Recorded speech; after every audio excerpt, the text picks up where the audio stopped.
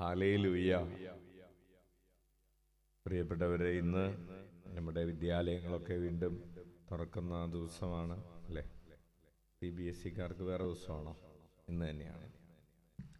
അപ്പോൾ ഇന്ന് വിദ്യാലയത്തിലേക്ക് ആദ്യമായിട്ട് പോകുന്ന വിദ്യാർത്ഥികൾ എല്ലാവർക്കും ഈ വർഷത്തെ അക്കാഡമിക് ഇയറിനെ ഈശോയുടെ കരങ്ങളിലേക്ക് കൊടുത്ത് പ്രത്യേകമായിട്ട് നമുക്ക് പ്രാർത്ഥിക്കാം. അപ്പോൾ പഠിക്കുമ്പോൾ ഉണ്ടാവുന്ന ഒരു കാര്യമാണ് ചോദ്യങ്ങൾ ഉത്തരങ്ങൾ അല്ലേ? അപ്പോൾ ഇന്നത്തെ ഒരു പ്രധാനപ്പെട്ട ചോദ്യം, നീ എന്തിനാണ് പ്രോമിസ് കൊടുക്കുന്നത്? പഠിക്കാൻ പോകുന്ന മക്കൾക്ക് മാതാപിതാക്കൾ ചില പ്രോമിസ് കൊടുക്കാറുണ്ട്. 10ാം ക്ലാസ്സിൽ നീ നല്ല മാർക്ക് മേടിച്ചാൽ അല്ലേ, ഐഫോൺ മേടിച്ചാൽ. ഹല്ലേലൂയ. +2 മുഴുവൻ മാർക്ക് മേടിച്ചാൽ, അങ്ങനെ കുറേ പ്രോമിസുകൾ കൊടുക്കാറുണ്ട്. എന്തിനാണ് ഈ പ്രോമിസ് കൊടുക്കുന്നത്? എന്തിനാണ് പ്രോമിസ് കൊടുക്കുന്നത്?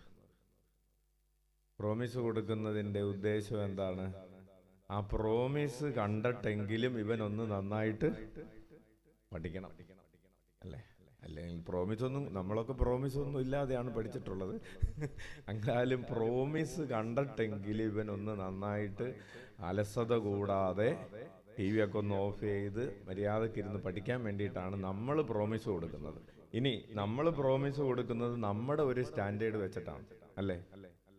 വീട്ടിൽ അരി മേടിക്കാൻ ബുദ്ധിമുട്ടിക്കൊണ്ടിരിക്കുമ്പോൾ ഐഫോൺ മേടിച്ചു കൊടുക്കാന്ന് പറയോ? ഇല്ല. അപ്പം നമ്മൾ നമ്മുടെ സ്റ്റാൻഡേർഡ് വെച്ച് ഒരു പ്രോമിസ് കൊടുക്കും. നമ്മുടെ ലക്ഷ്യം കൊച്ചു നന്നായിട്ട് പഠിക്കണം. ഇതാണ് ചോദ്യം. ദൈവം എന്തിനാണ് പ്രോമിസ് തരുന്നത്? ദൈവം ചില പ്രോമിസുകൾ, അമൂല്യവും ശ്രേഷ്ഠവുമായ പ്രോമിസുകൾ തന്നിട്ടുണ്ട്. അത് ദൈവം പ്രോമിസ് തന്നത് ദൈവത്തിന്റെ ഒരു സ്റ്റാൻഡേർഡ് വെച്ചാണ്, തൻ്റെ ഔന്നത്യവും മഹത്വവും വഴി എന്നാണ് പറഞ്ഞിരിക്കുന്നത്. പത്രോസ്ലീഹ എഴുതിയ 2ാം ലേഖനത്തിന്റെ 1-ാം അധ്യായം 3-ഉം 4-ഉം തിരുവചനങ്ങളാണ്. ദൈവം നമുക്ക് തൻ്റെ ഒരു സ്റ്റാൻഡേർഡ് വെച്ചിട്ട് അമൂല്യവും ശ്രേഷ്ഠവും, ഐഫോണൊന്നുമല്ല, 100 കോടിയല്ല, 500 കോടിയല്ല, അതൊക്കെ മേലെയുള്ളൊരു പ്രോമിസ് തന്നിട്ടുണ്ട്. പ്രോമിസുകൾ തന്നിട്ടുണ്ട്. നമ്മൾ പഠിച്ചിട്ടുണ്ട് 7000-ത്തിലധികം പ്രോമിസുകൾ തന്നിട്ടുണ്ട്. ഇത് തന്നത് എന്തിനാണ്? അതാണ് വചനം പറയുന്നത്. ഇന്നത്തെ 1-ാം വായനയിൽ പറയുന്നത്, ലോകത്തിലുണ്ടാകുന്ന വിനാശത്തിൽ നിന്ന്, ദുരാശ മൂലം ലോകത്തിലുണ്ടാകുന്ന വിനാശത്തിൽ നിന്ന് നമ്മൾ രക്ഷപ്പെട്ട് ദൈവീക സ്വഭാവത്തിൽ പങ്കുകാരാകേണ്ടതിന് തൻ്റെ മഹത്വവും ഔന്നത്യവും വഴി അവിടുന്ന് അമൂല്യവും ശ്രേഷ്ഠവുമായ വാഗ്ദാനങ്ങൾ നമുക്ക് നൽകിയിരിക്കുന്നു. കൈയടിച്ച് കർത്താവിന് നന്ദി പറയാം. ഉറക്കെ വിളിച്ചേ, ഈശോയേ. അപ്പോൾ ദൈവം പ്രോമിസ് തന്നിട്ടുള്ളത് നമ്മൾ ദൈവ സ്വഭാവത്തിൽ പങ്കുകാരാകണം. അതായത് നമ്മൾ ദൈവത്തെ പോലെ ആകണം. അതിനു വേണ്ടിയിട്ടാണ് ദൈവം നമുക്ക് പ്രോമിസ് തന്നിട്ടുള്ളത്. Hallelujah, hallelujah, hallelujah.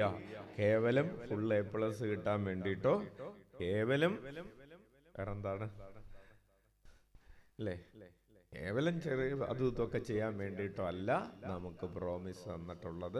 ദൈവീക സ്വഭാവത്തിൽ നമ്മൾ പങ്കുകാരാകാൻ വേണ്ടിയാണ്. നമുക്ക് കണ്ണുകളടക്കാം. കർത്താവ് തന്നിട്ടുള്ള പ്രോമിസുകളെ നമുക്ക് പറ്റാവുന്ന രീതിയിൽ ഓർക്കാം. കർത്താവ് തന്നിട്ടുള്ള വാഗ്ദാനങ്ങൾ നമ്മൾ മറന്നു പോകുന്നു എന്നത് വലിയൊരു തിന്മയാണ്. കർത്താവേ, നീ ഞങ്ങളോട് വാഗ്ദാനം ചെയ്തിട്ടുള്ളത് ഏതൊക്കെയാണെന്ന് ഓർത്ത് ജീവിക്കാൻ, അതോർത്ത് അധ്വാനിക്കാൻ ഞങ്ങൾക്ക് കൃപ നൽകണമേ. അങ്ങയുടെ രാജ്യത്തിലും മഹത്വത്തിലും ഞങ്ങളെ പങ്കുകാരാക്കണമേ. അങ്ങയുടെ ദൈവിക സ്വഭാവത്തിലേക്ക് വളരെ ഞങ്ങൾക്ക് കൃപ നൽകണമേ.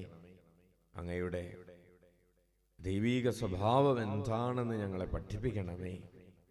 നമുക്ക് കരങ്ങൾ ഉയർത്തി 21 പ്രാവശ്യം യേശുനാമം വിളിച്ച് നമ്മുടെ പാപങ്ങൾക്ക് പരിഹാരം ചെയ്യാം.